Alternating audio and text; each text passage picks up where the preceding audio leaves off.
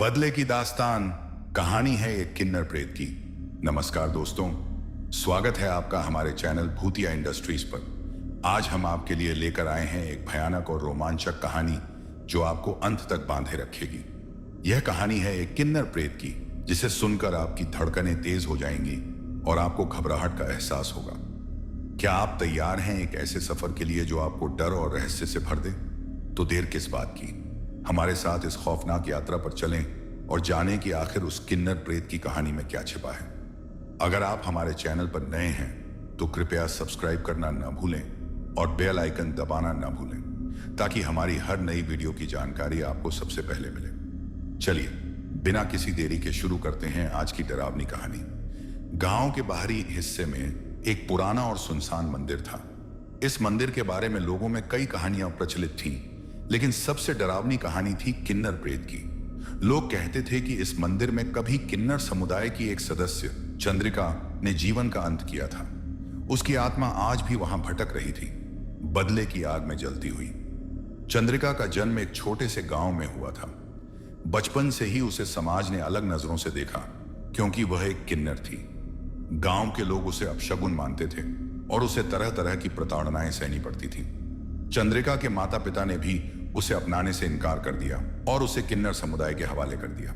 समय के साथ चंद्रिका ने अपने समुदाय में अपना स्थान बनाया, लेकिन उसके मन में समाज के प्रति जो आक्रोश था वह दिनों दिन बढ़ता जा रहा था। उसे लगता था कि उसके साथ न्याय नहीं हुआ और वह हर रात मंदिर में जाकर भगवान से न्याय की गुहार लगाती थी। उसे विश्वास था कि एक दिन उसकी आवाज़ सुनी जाएगी। एक रात गांव में अचानक अजीब घटनाएं घटने लगी। गांव के लोग धीरे धीरे लापता होने लगे। कुछ लोगों ने दावा किया कि उन्होंने मंदिर के पास एक किन्नर की परछाई देखी थी जो बेहद गुस्से में थी।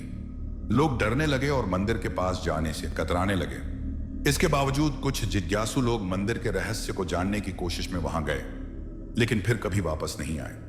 गांव में तेजी से अफवाहें फैलने लगीं कि चंद्रिका की आत्मा वापस आ गई है और वह उन सभी से बदला लेना चाहती है जिन्होंने उसे सताया था। रात में गांव के लोग अपने घरों में बंद हो जाते थे और मंदिर के पास जाने की हिम्मत कोई नहीं करता था। लोग कहते थे कि मंदिर से रोने और चिल्लाने की आवाजें आती थी, मानो कोई अपनी पीड़ा को व्यक्त कर रहा हो। गांव के कुछ बुजुर्गों ने इस मामले की गहराई से जांच करने का फैसला किया। उन्होंने चंद्रिका के जीवन से जुड़ी पुरानी कहानियों को फिर से खंगाला और पता चला कि उसकी आत्मा को शांति तब तक नहीं मिलेगी जब तक उसे न्याय नहीं मिलेगा। उन्होंने गांव के प्रधान से मिलकर एक योजना बनाई कि किस तरह से चंद्रिका की आत्मा को शांति दी जा सकती है। बुजुर्गों का एक दल मंदिर की ओर रवाना हुआ, जिसमें कुछ साहसी युवक भी थे। मंदिर पहुंचते ही अजीब सी सर्द हवा बहने लगी। चारों ओर सन्नाटा था और वातावरण में एक अजीब सा डर समाया हुआ था। उन्होंने मंदिर के भीतर प्रवेश किया और वहां उन्हें चंद्रिका की आत्मा दिखाई दी। उसकी आंखों में सिर्फ बदले की आग जल रही थी। बुजुर्गों ने चंद्रिका से माफी मांगी और उसे न्याय दिलाने का वादा किया। उन्होंने उसे यकीन दिलाया कि उसका दुख अब खत्म हो जाएगा। बहुत समय बाद चंद्रिका की आत्मा शांत हुई और मंदिर में एक अजीब शांति फैल गई। गांव में अब दोबारा वैसी घटनाएं नहीं हुई और लोग फिर से सामान्य जीवन जीने लगे। चंद्रिका की कहानी लोगों को यह सिखाती है कि किसी के साथ अन्याय करना कितना घातक हो सकता है।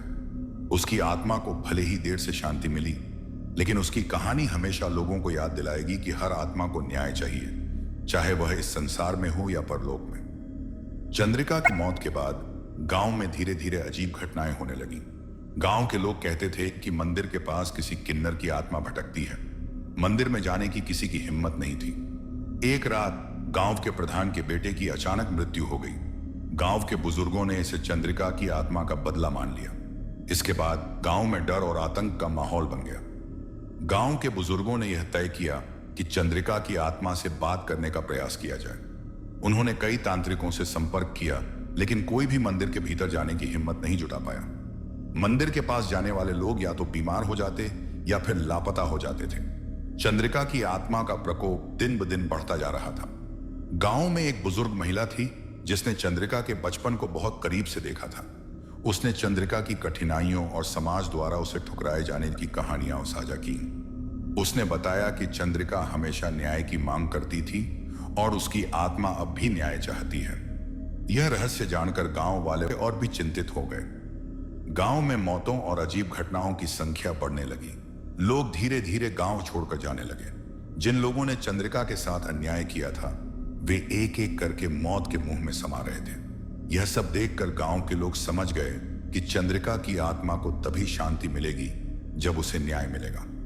गांव के प्रधान ने दूर से एक प्रसिद्ध तांत्रिक को बुलाया, जिसका दावा था कि वह आत्माओं से बात कर सकता है। तांत्रिक ने मंदिर में जाने की योजना बनाई और आत्मा से बातचीत करने का प्रयास करने का निश्चय किया। गांव के लोग उम्मीद में थे कि शायद यही उनकी आखिरी उम्मीद हो। तांत्रिक ने अपने मंत्रों में तंत्र विद्या के साथ मंदिर में प्रवेश किया। मंदिर के अंदर वातावरण बेहद डरावना था। वहां ठंडी हवा चल रही थी और चारों ओर अजीब सी आवाजें गूंज रही थी। तांत्रिक ने अपने मंत्रों से चंद्रिका की आत्मा को बुलाने की कोशिश की और अचानक मंदिर की दीवारों पर अजीब सी परछाई दिखाई देने लगी। तांत्रिक ने जैसे ही आत्मा से बात करने की कोशिश की, चंद्रिका की आत्मा ने प्रकट होकर क्रोधित स्वर में बोलना शुरू किया। उसने अपने साथ हुए अन्याय और पीड़ा को बताया। उसकी आंखों में बदले की आग जल रही थी और उसने तांत्रिक को चेतावनी दी कि अगर उसे न्याय नहीं मिला तो वह पूरे गांव को नष्ट कर देगी। चंद्रिका की आत्मा ने तांत्रिक पर हमला किया और वह बुरी तरह घायल होकर वापस आया। तांत्रिक ने प्रधान को बताया कि चंद्रिका की आत्मा को शांत करना आसान नहीं होगा। इसके लिए गांव के लोगों को अपनी गलती माननी होगी और चंद्रिका की आत्मा से माफी मांगनी होगी। गांव के बुजुर्गों और प्रधान ने यह फैसला किया कि चंद्रिका की आत्मा से माफी मांगी जाएगी। गांव के लोग मंदिर के पास इकट्ठे हुए और चंद्रिका की आत्मा को शांति देने के लिए एक विशेष पूजा की योजना बनाई गई। इस पूजा में शामिल होकर गांव वालों ने अपने किए न्याय के लिए क्षमा याचना की। पूजा के दौरान गांव के बुजुर्गों ने चंद्रिका की आत्मा से माफी मांगी और उसे न्याय दिलाने का वादा किया। चंद्रिका की आत्मा ने उन्हें चेतावनी दी कि यदि वे अपने वादे से मुकर गए तो उसका प्रतिशोध और भी घातक होगा। इसके बाद आत्मा कुछ शांत हो गई, लेकिन अभी भी उसे पूरी तरह से मुक्ति नहीं मिली थी। गांव के तांत्रिक ने सुझाव दिया कि चंद्रिका का विधिवत अंतिम संस्कार किया जाए ताकि उसकी आत्मा को शांति मिल सके। गांव के लोग चंद्रिका के अस्थियों को इकट्ठा करके गंगा में विसर्जित करने का निर्णय लिया। उन्होंने उसके लिए विशेष अनुष्ठान किए और चंद्रिका की आत्मा की शांति के लिए प्रार्थना की। लेकिन यह अनुष्ठान भी चंद्रिका की आत्मा को पूरी तरह शांत नहीं कर पाया। उसकी आत्मा अब और भी शक्तिशाली हो गई थी और उसने पूरे गांव को अपनी चपेट में ले लिया। अब गांव के हर कोने में अजीब घटनाएं होने लगी। लोग डर के मारे घरों में बंद रहने लगे। गांव के प्रधान ने अब अंतिम प्रयास करने का फैसला किया। उन्होंने चंद्रिका के जीवन से जुड़े सभी लोगों को इकट्ठा किया और उन्हें सार्वजनिक रूप से अपनी गलतियों को स्वीकार करने के लिए कहा। चंद्रिका की आत्मा ने जब यह देखा कि उसे आखिरकार न्याय मिल रहा है तो उसने कुछ राहत महसूस की। चंद्रिका की आत्मा ने गांव के लोगों को एक आखिरी परीक्षा दी। उसने कहा कि अगर गांव के लोग अपनी गलती से सबक लेकर आगे का जीवन अच्छे से बिताएंगे और किन्नर समुदाय के साथ इंसाफ करेंगे, तभी उसकी आत्मा को शांति मिलेगी। यह गांव के लोगों के लिए एक चुनौती थी। गांव के लोगों ने चंद्रिका की आत्मा की चेतावनी को गंभीरता से लिया और फैसला किया कि वे किन्नर समुदाय के साथ अन्याय नहीं करेंगे। उन्होंने गांव में एक नया मंदिर बनाने का फैसला किया जिसमें सभी लोग बिना किसी भेदभाव के पूजा कर सकें। यह उनके द्वारा की गई गलतियों के लिए प्रायश्चित का हिस्सा था। गांव में चंद्रिका की याद में एक नया मंदिर बनाया गया। इस मंदिर में कोई भेदभाव नहीं था और यहां सभी का स्वागत किया जाता था। गांव के लोगों ने किन्नर समुदाय को सम्मान देना शुरू किया और उन्हें गांव का अभिन्न हिस्सा मानने लगे। मंदिर के पुनर्निर्माण और गांव के लोगों द्वारा की गई सच्ची माफी ने चंद्रिका की आत्मा को शांति दी। एक रात चंद्रिका की आत्मा मंदिर में प्रकट हुई और गांव के लोगों को आशीर्वाद दिया।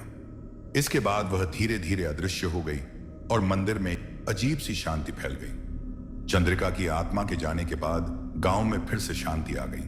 लोग अब पहले से ज्यादा मिलजुल कर रहने लगे और किसी के साथ अन्याय करने से डरने लगे।